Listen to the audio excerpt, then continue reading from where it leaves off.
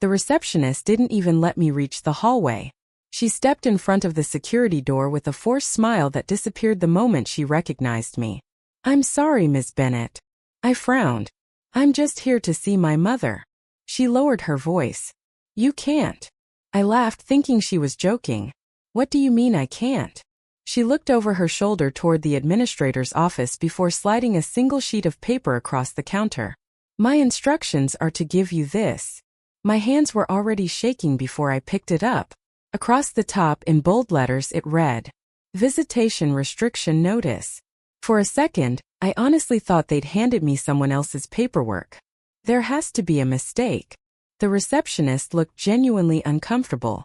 "There isn't." I scanned the page again.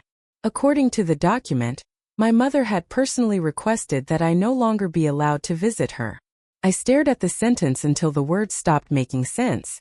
"No. I'm sorry. My mother would never do this." The receptionist avoided my eyes. The request came directly from the resident. "My mother calls me every Sunday." Another pause. "Not anymore." "What does that mean?" "She's asked that all communication go through the administration." I felt like someone had knocked the air out of my lungs. "I need to speak with her." "I'm not authorized to let you inside." "Then call her." "I can't." "Please." She looked like she wanted to help. She really did. But she slowly shook her head. "I'm sorry." That was the moment panic replaced confusion. Because if my mother truly wanted nothing to do with me, something terrible must have happened. And if she didn't, then someone inside that building was lying. Looking back now, I realized that piece of paper wasn't the beginning of the story. It was the moment I finally discovered I'd been walking through one for months without seeing it. My name is Sarah Bennett. I'm 43 years old, and I've spent nearly 2 decades working as a licensed social worker in Oregon. Most people assume that means I'm difficult to fool. I wish that were true. The truth is, it's often easier to recognize abuse in someone else's family than in your own. Especially when the people responsible wear friendly smiles and expensive name tags. My mother, Margaret, turned 78 the year all of this happened. She'd been a high school English teacher for nearly 35 years. Students still stopped her in grocery stores to thank her for introducing them to books they never would have read otherwise. She remembered birthdays. She mailed handwritten cards. She never forgot a promise. Even after retirement, she volunteered at the local library, reading to children every Wednesday afternoon. She was one of those people who made every room feel calmer just by walking into it. Then 2 years before everything fell apart, she slipped on black ice while carrying groceries into her house. The broken hip healed. The complications didn't. Her balance never fully returned. She developed congestive heart failure not long afterward, and managing medications became increasingly difficult. For almost 18 months she lived with me. I converted my downstairs office into a bedroom. We established routines, morning medications, doctor appointments, walks around the neighborhood whenever she felt strong enough, movie nights every Friday. We made it work. Most of the time. But I also knew enough about caregiving to recognize my own limits. I worked full-time. Many evenings I was still answering emergency calls from clients after dinner. Mom hated depending on me. She'd apologize every time I helped her into the shower. "I'm becoming a burden." "You've never been one." "I know you say that because you're my daughter." "I say it because it's true." She'd smile. Then she'd apologize again anyway. Eventually her cardiologist suggested assisted living. Not because I wasn't doing enough. Because she needed medical supervision I couldn't provide at home. The decision broke both of our hearts. I spent nearly 4 months researching facilities. I toured 14 different communities across Western Oregon. Some felt cold. Some felt understaffed. Some looked beautiful until you asked difficult questions. Then I found Cedar Grove Assisted Living. Seemed perfect. Privately owned. Small enough that residents knew each other. Gardens filled with roses. Weekly concerts. Art classes. Book clubs. The administrator, Linda Carson, welcomed me like an old friend. "We believe dignity matters just as much as healthcare." Those words stayed with me. The nurses seemed attentive. Residents smiled. Families spoke positively about the place. Even Mom liked it. After our tour she squeezed my hand. If I have to leave home. She looked around the courtyard. This doesn't feel like giving up. So we moved her there. The first 6 months were almost exactly what we'd hoped. I visited every Tuesday after work, every Saturday morning, every Sunday afternoon. Sometimes I stopped by unexpectedly with coffee from her favorite cafe. Staff members joked that I knew the activity calendar better than they did. Mom settled into a comfortable routine. She joined the gardening club, won 2 bingo tournaments, started tutoring another resident's grandson in English over video calls. Every visit ended the same way. She'd hug me and whisper, "Thank you for not forgetting me." I never could. I know. Then she'd smile, that same smile I'd known my entire life. If someone had told me then that within a year I'd be standing outside those locked doors wondering whether my own mother believed I'd abandoned her, I would have laughed, because nothing seemed wrong. First, the changes were so small I barely noticed them. One Tuesday, Mom mentioned her physical therapist hadn't come. They said she was busy. Only today? I suppose. The following week she missed another appointment. Then her favorite nurse transferred to another wing. The art instructor disappeared. Several familiar faces among the staff quietly vanished over the next 2 months. Linda always had an explanation. Scheduling changes, retirements, budget adjustments. Nothing sounded especially alarming. Healthcare facilities experienced turnover all the time. I knew that. Still, something felt different. One Saturday I arrived just before lunch. Instead of finding Mom in the dining room, I discovered her sitting alone in her apartment. "Weren't you hungry?" She looked embarrassed. "I overslept." "That never happens." I guess I was tired. When I checked the clock, it was only 11:30. Lunch hadn't even started. I didn't think much about it until I noticed her meal ticket sitting untouched on the dresser. She hadn't overslept. She simply hadn't been taken downstairs. When I asked a nursing assistant, she apologized. "We're short-staffed today." Reasonable. Except the same thing happened the following week. And the week after that. One evening Mom casually mentioned she'd missed movie night because nobody came to help her wheelchair down the hallway. Another time she missed gardening club, then book club, then physical therapy again. Always because someone forgot, or got busy, or was covering another floor. Individually, none of those incidents seemed serious. Together, they formed a pattern I couldn't quite explain. Around that same time, her monthly statements began looking strange. Mom had always insisted on reviewing every expense, even after moving into assisted living. One afternoon she handed me an invoice. "Can you make sense of this?" I scanned the charges. Extra transportation fees, private wellness consultations, premium recreation services. None of them matched her schedule. "Did you request these?" She frowned. "I don't think so." I assumed it was a billing error. Those happen too. The accounting office corrected the first invoice without argument. Then another unusual charge appeared the next month. And another after that. Every correction required multiple phone calls. Every explanation was slightly different. One employee blamed software. Another blamed insurance coding. Another claimed Mom had forgotten she'd requested additional services. That last explanation irritated me. My mother occasionally forgot where she'd left her reading glasses. She didn't forget authorizing hundreds of dollars in recurring charges. By early spring, I documented nearly $2,000 in questionable fees. Nothing individually outrageous. Just enough to make me uncomfortable. I requested a meeting with Linda Carson. She greeted me warmly as always. "What can I help you with?" I placed the invoices on her desk. "I have concerns." She glanced at the papers. "Our accounting department already reviewed these. They corrected some." "Exactly. But new ones keep appearing." Linda folded her hands. "I'm sure there's a simple explanation. I'd like to see the authorization forms." She smiled politely. "I'll ask accounting." "When?" "As soon as possible." "Today." Her smile faded just slightly. "They're very busy." I left feeling strangely unsatisfied. Not because she refused. Because she never actually answered my question. Days turned into weeks. No authorization forms ever appeared. Instead, I received another invoice. This one included charges for financial planning consultations. My mother had never attended one. I knew because she'd been with me that afternoon at a cardiology appointment. That was impossible. For the first time, I stopped assuming simple mistakes. I started keeping copies of everything. Invoices, emails, phone logs, appointment schedules, even text messages with staff.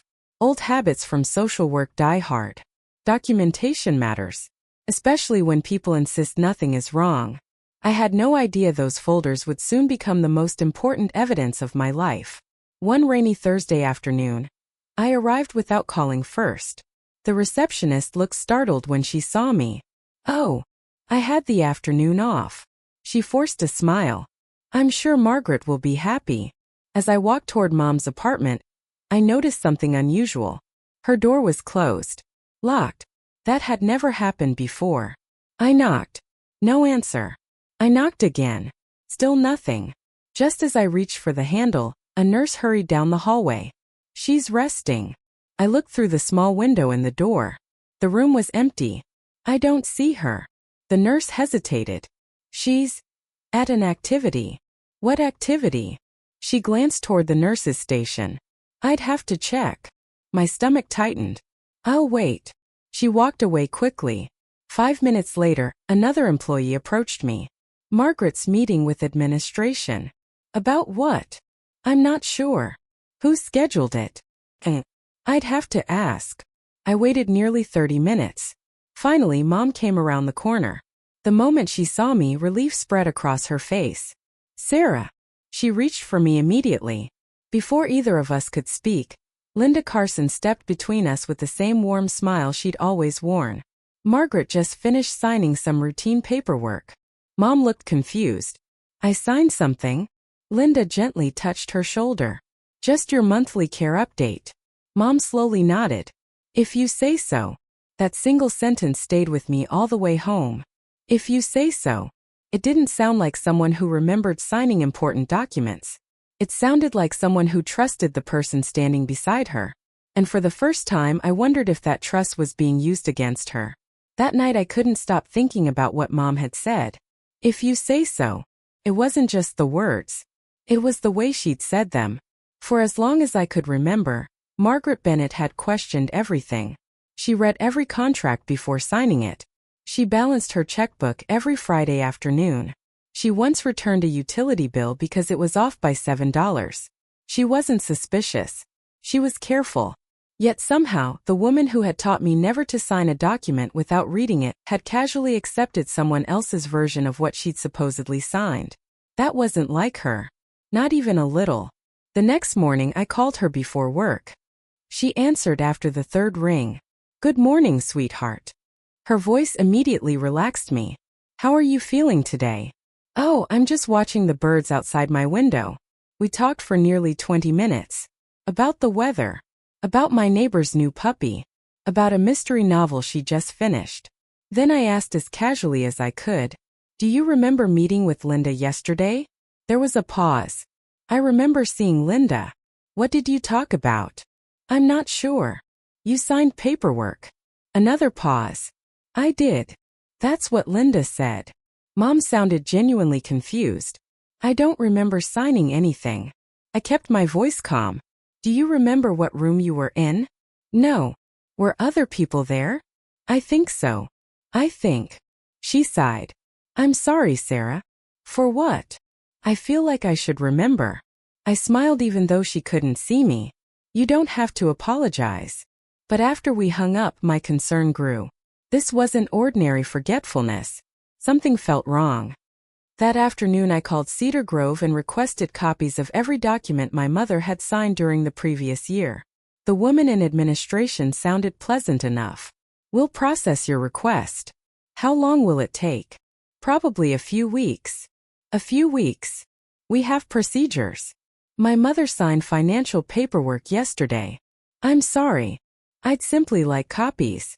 "We'll contact you." She ended the call before I could ask anything else. I wrote the date and time in my notebook. Every conversation, every promise, every unanswered question, everything went into that notebook.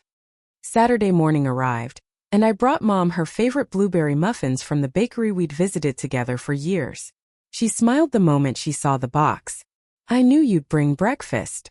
I've spoiled you. You certainly have. For almost an hour, everything felt normal again. We sat in the courtyard. She fed crumbs to sparrows. We laughed about an old family camping trip where my father accidentally locked himself inside the campground restroom. It felt like the cedar grove we'd chosen. Then I noticed something. Mom kept glancing toward the front entrance. Every few minutes. Almost like she was checking whether someone was watching. Finally I asked, "Is everything okay?" She hesitated. "I don't want you getting into trouble." My smile faded. "What do you mean?" She lowered her voice. "They don't like it when I complain." A cold feeling settled in my stomach. "Who?" "Oh." She looked around. "I probably shouldn't say." I reached over and gently took her hand. "Mom." She looked at our hands instead of my face. "They say families worry too much." "Who says that?" She whispered. "The office." Before I could ask another question, one of the aides appeared beside us. "Margaret." The young woman smiled politely. "It's time for your medication." Mom immediately became quiet. "I'll be right there." The aide looked at me.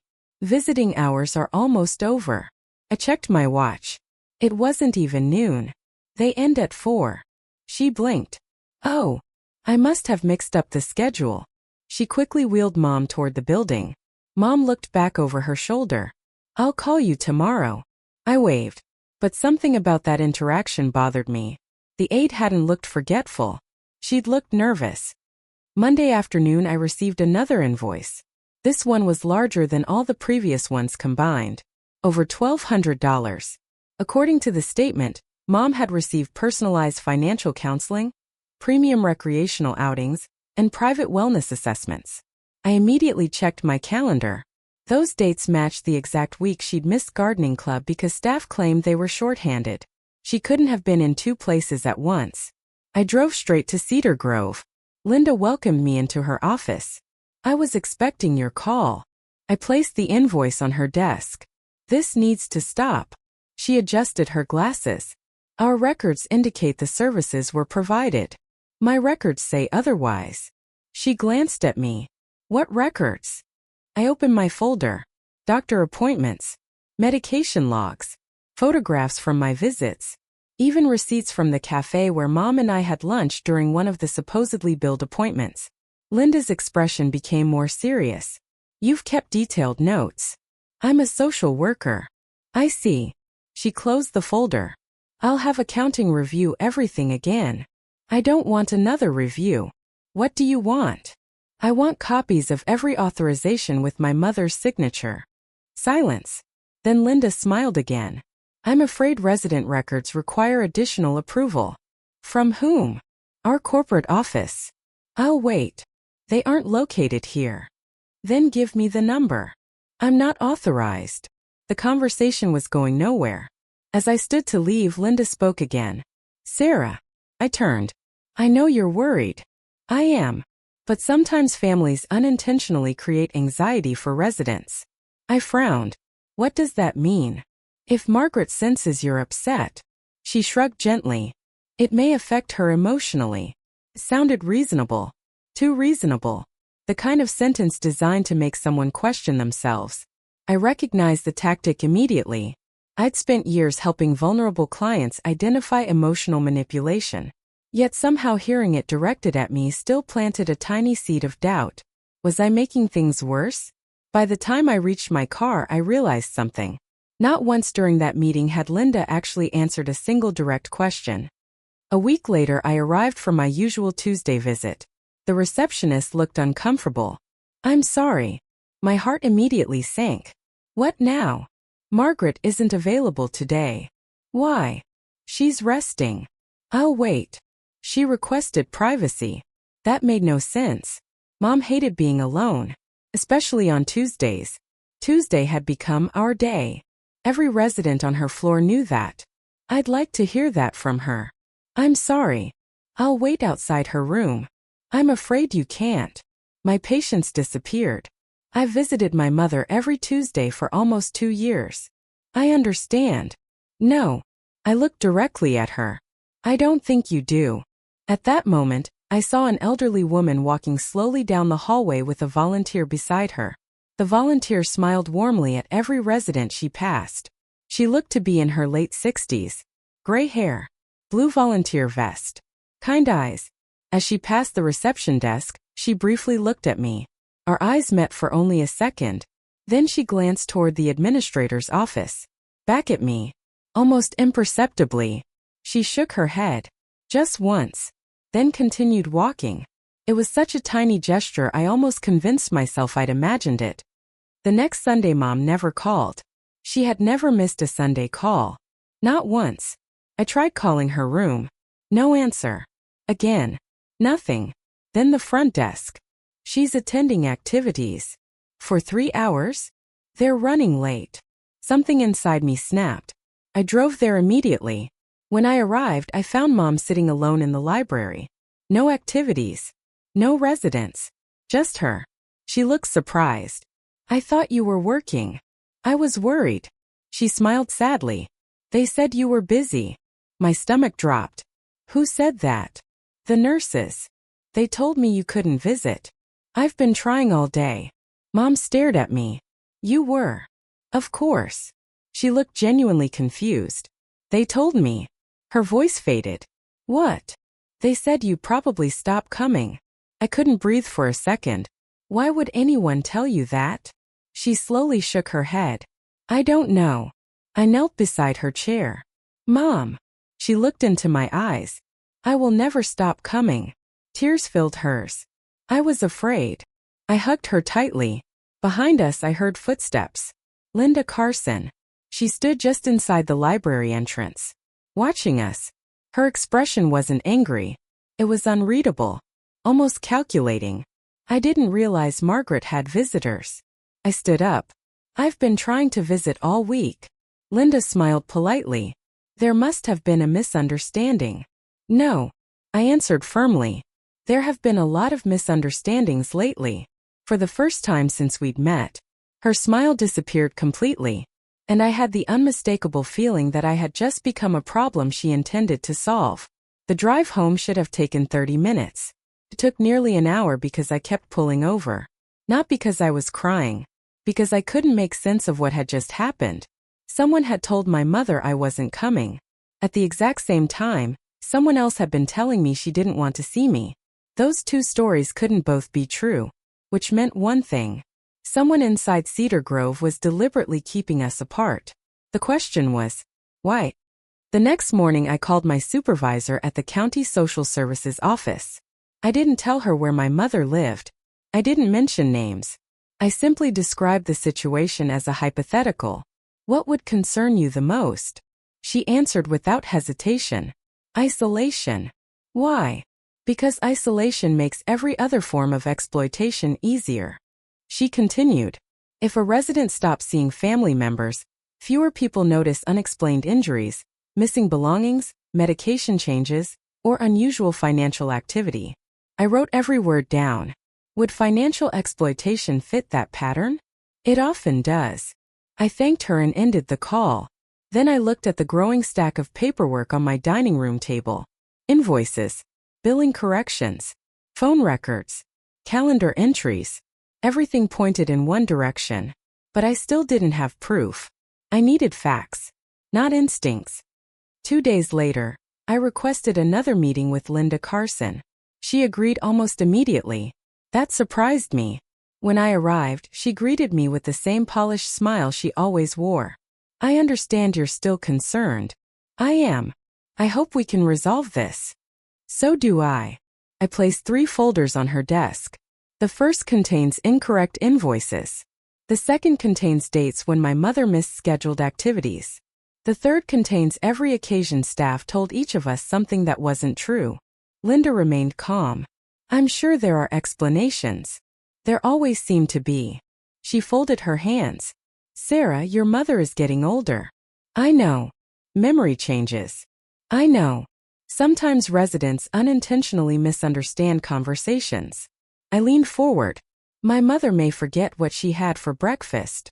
I held her gaze. She doesn't invent phone calls that never happened. For the first time, Linda's expression hardened.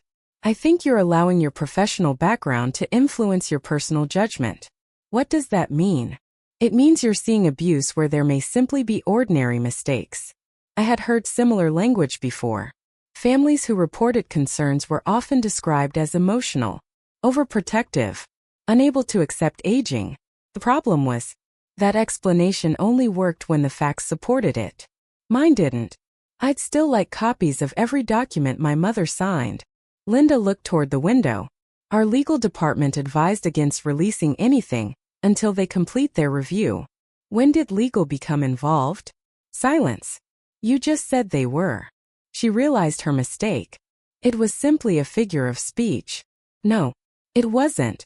I could tell. Something had slipped out that she hadn't intended to reveal. That afternoon, I decided to spend several hours near Cedar Grove instead of inside it.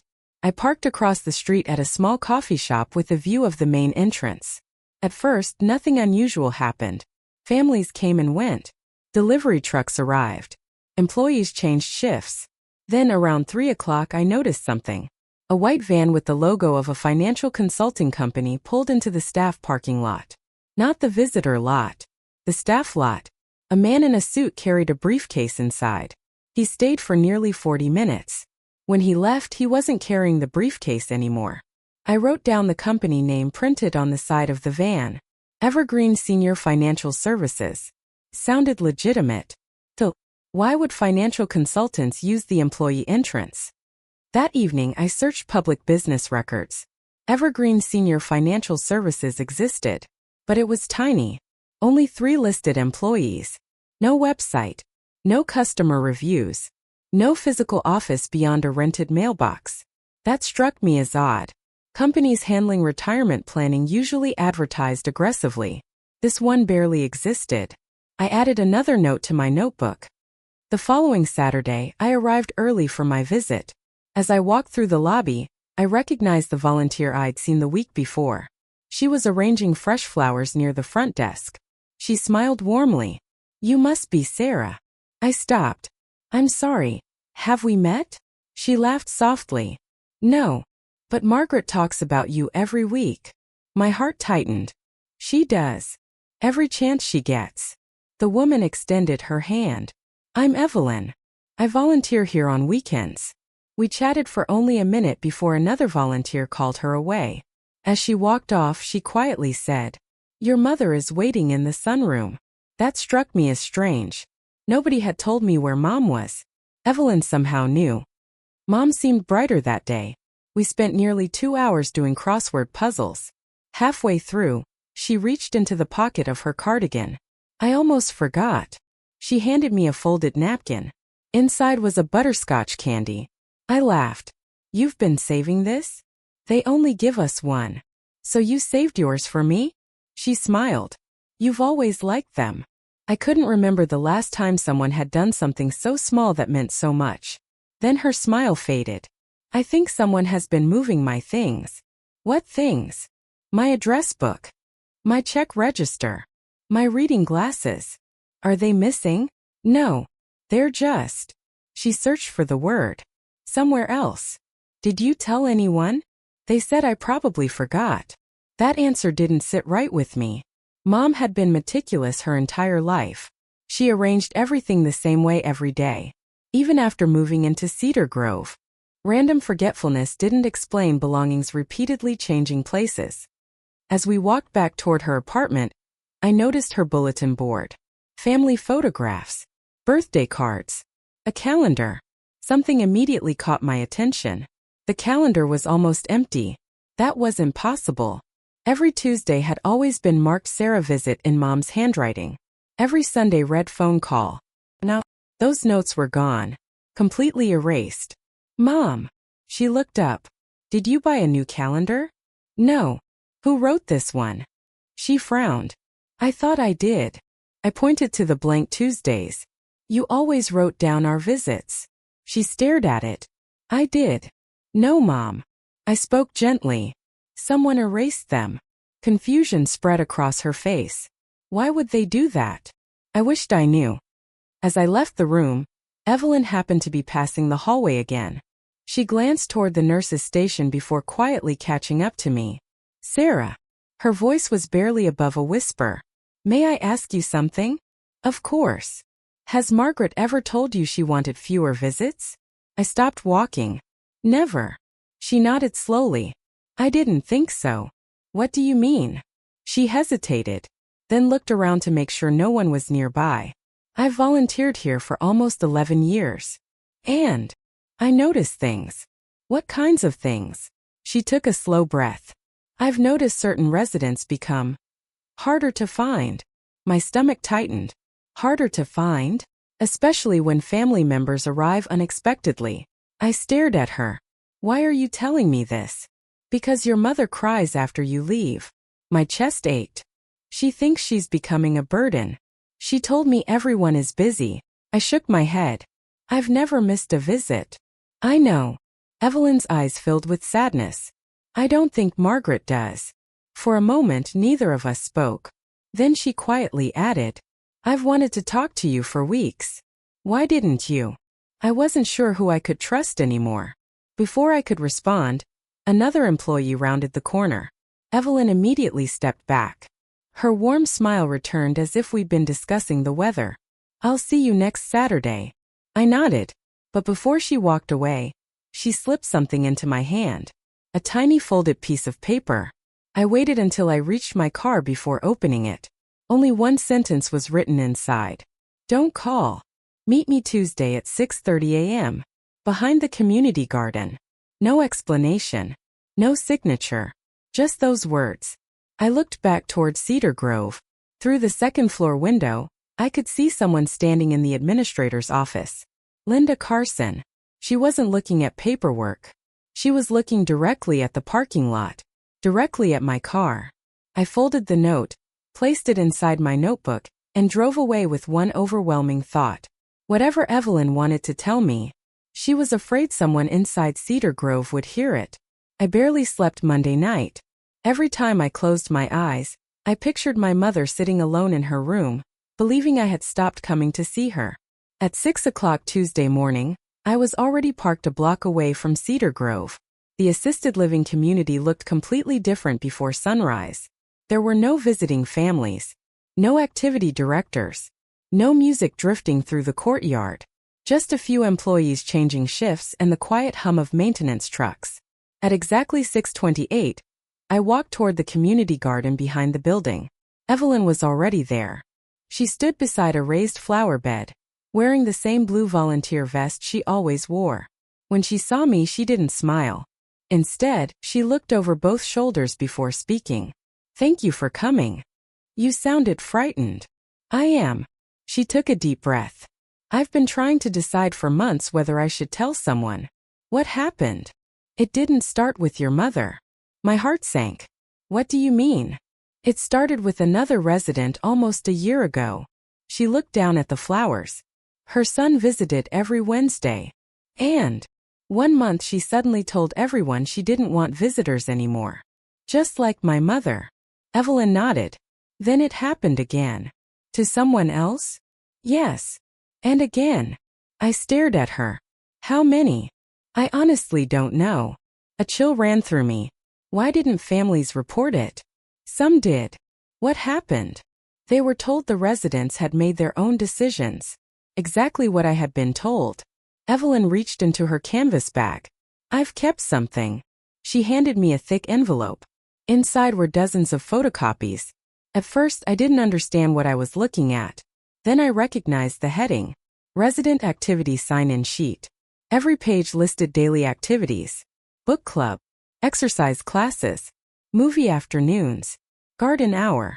Each resident signed beside their name when attending. Why are you showing me these? Look at your mother's name. I found it immediately. Margaret Bennett. Present. Present. Present. Then. Absent. 3 consecutive Thursdays. The dates looked familiar. Very familiar. I opened my notebook and compared them to my records. My pulse quickened. Those were the exact 3 days Cedar Grove had billed Mom for expensive financial consultations. These can't both be true. They aren't. Evelyn nodded. Margaret wasn't at activities because she was meeting with administration. So they said. I turned another page.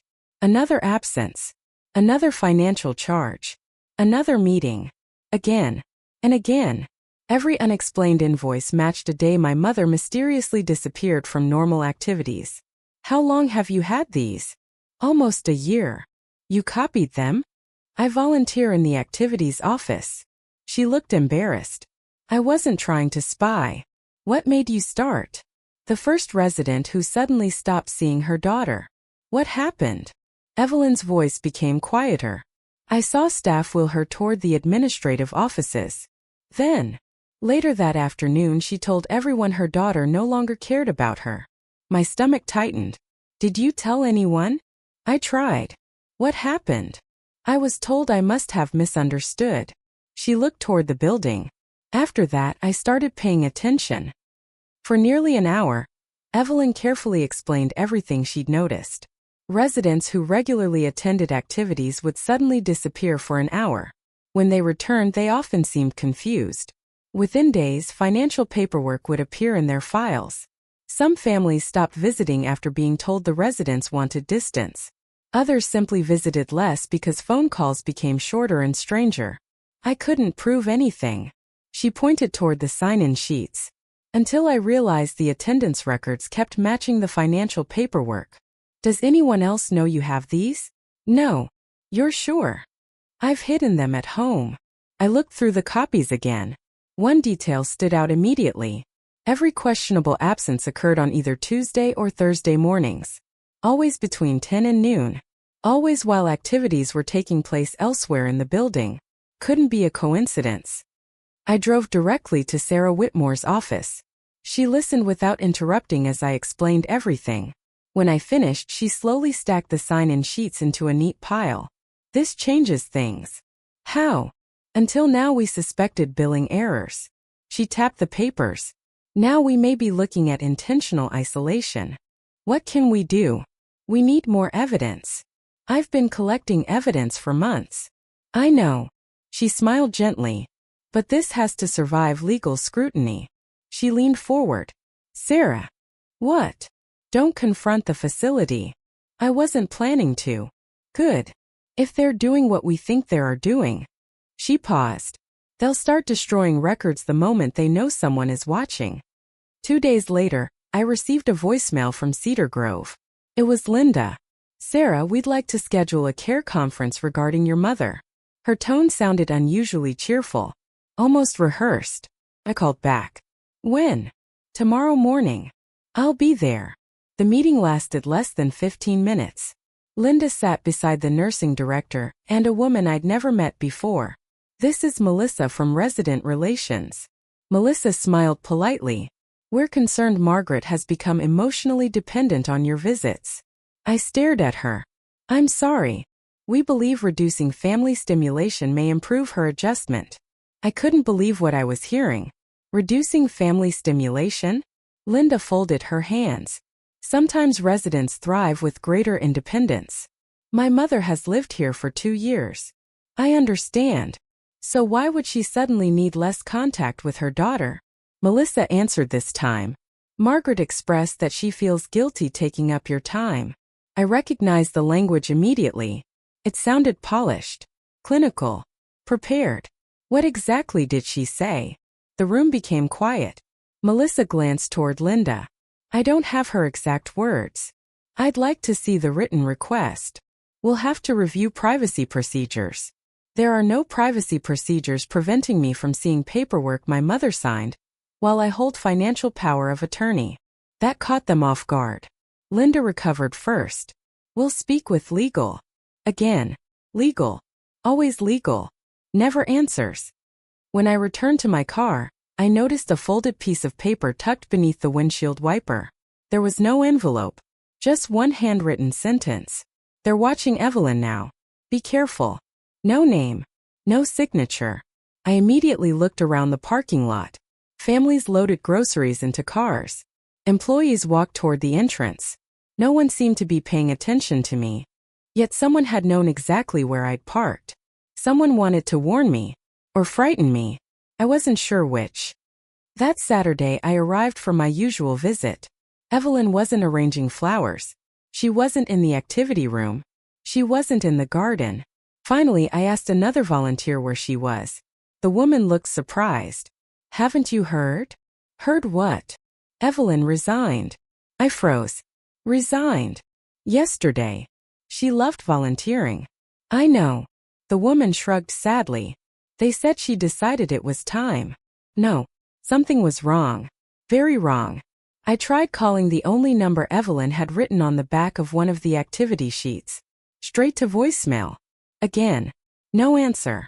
For the first time since this nightmare began, I wasn't just worried about my mother. I was worried about the one person brave enough to help us. As I stood outside Mom's room trying Evelyn's number one more time, two security officers I'd never seen before walked down the hallway toward me. One of them spoke calmly. Miss Bennett. Yes. We need to ask you to come with us. Why? The older officer handed me a sealed envelope. My hand started shaking before I even opened it. Inside was a formal letter from Cedar Grove's administration.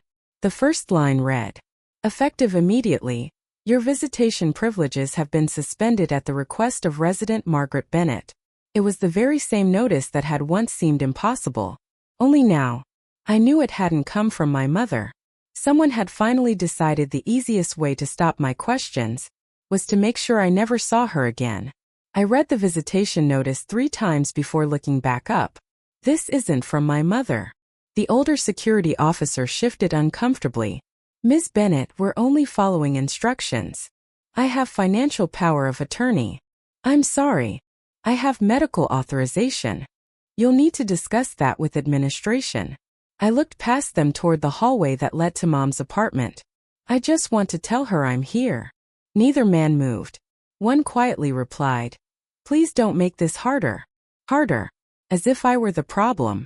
I folded the letter, put it in my purse and walked out without another word. The moment I reached my car, I called Sarah Whitmore. They banned me. There was a brief silence. I was afraid they'd do that. What now? Now we stop thinking like family members. What do you mean? We start thinking like investigators.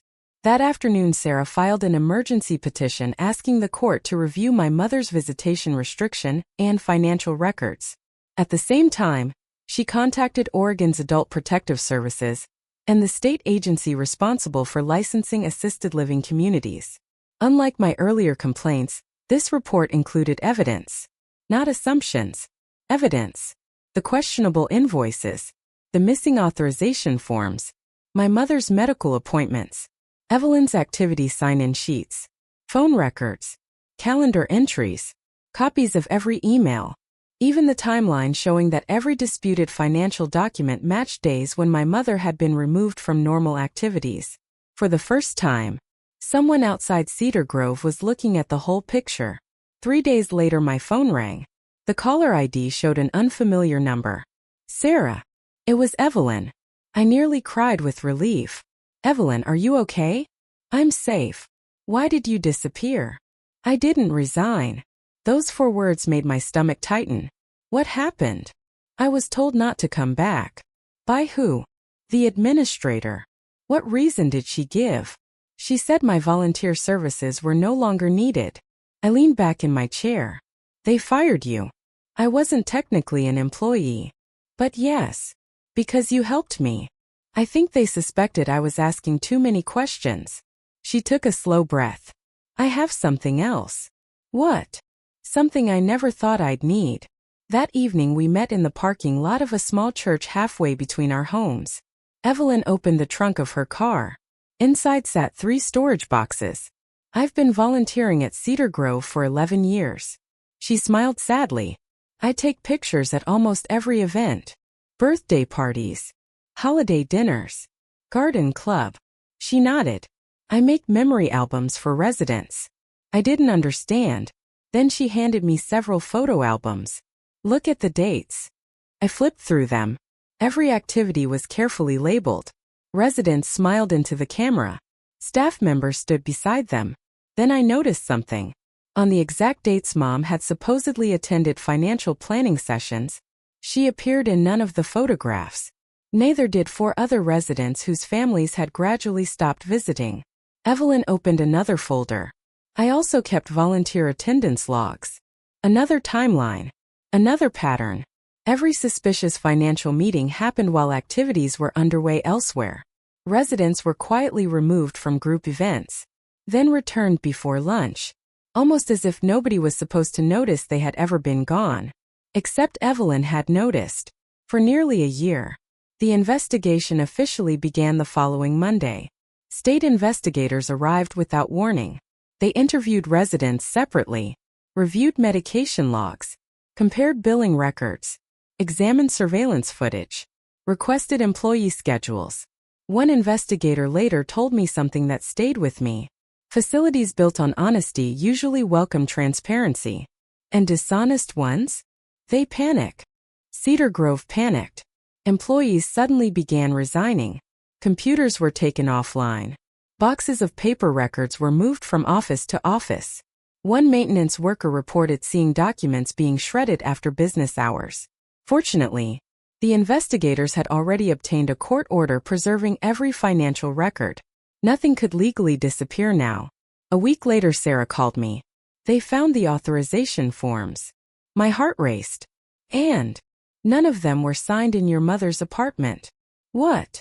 They were all witnessed inside the administrative offices. I remembered exactly what Evelyn had shown me. Every time Mom disappeared from activities, she ended up in administration. Sarah continued. The signatures are inconsistent. So they were forged? Not exactly. I frowned. What do you mean? Some appeared genuine. And the others? They were signed after residents had already been diagnosed with significant cognitive impairment. I slowly understood. They had people signing paperwork they couldn't fully understand. That's what it looks like.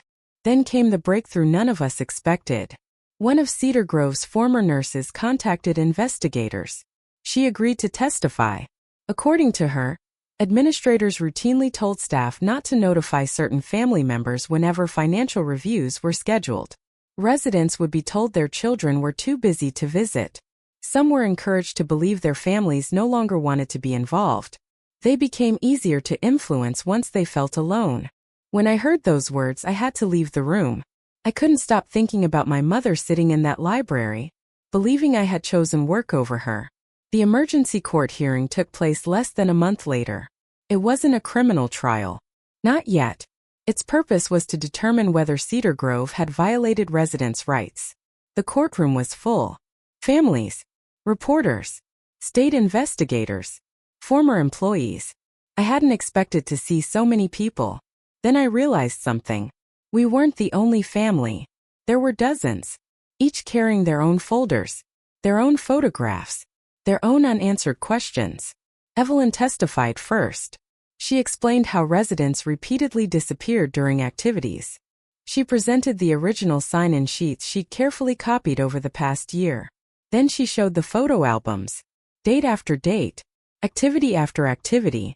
The timelines matched perfectly. No matter how hard Cedar Grove's attorneys tried to challenge her, the records spoke for themselves. Next came the former nurse. She described meetings where employees were instructed to minimize unnecessary family involvement.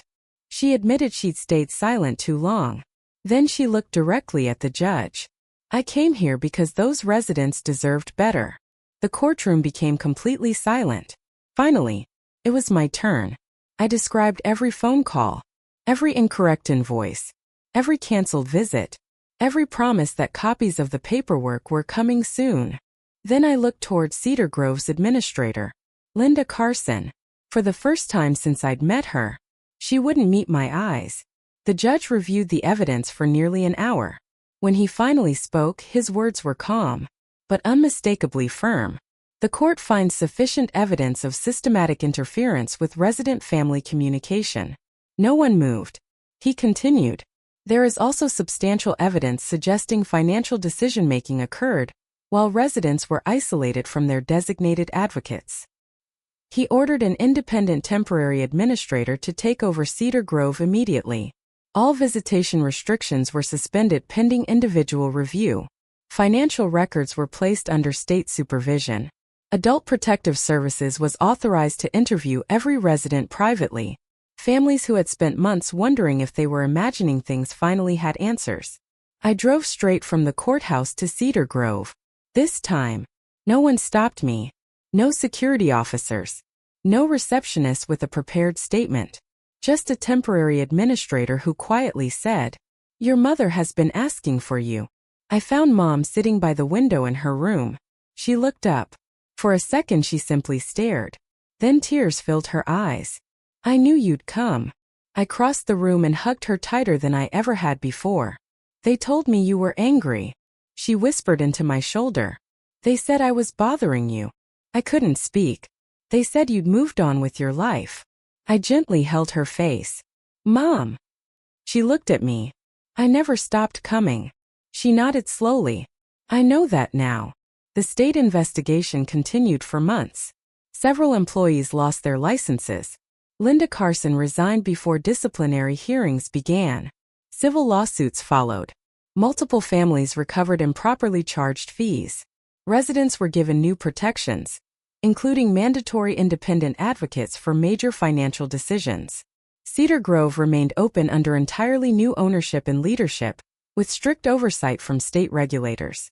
A year later, Mom no longer lived there.